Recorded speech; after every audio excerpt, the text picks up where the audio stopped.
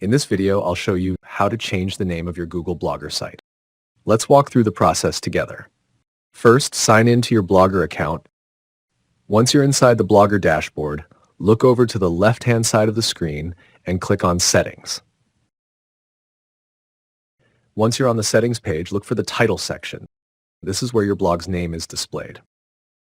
Go ahead and click on the site title. A small pop-up window will appear. Now, simply type the new name that you want to use for your Blogger site. Take a moment to check the spelling and make sure everything looks the way you want. When you're ready, click Save. And that's it. Your Blogger site name has now been updated successfully. It's a quick and easy change, and you can update it anytime if you decide to rename your blog in the future.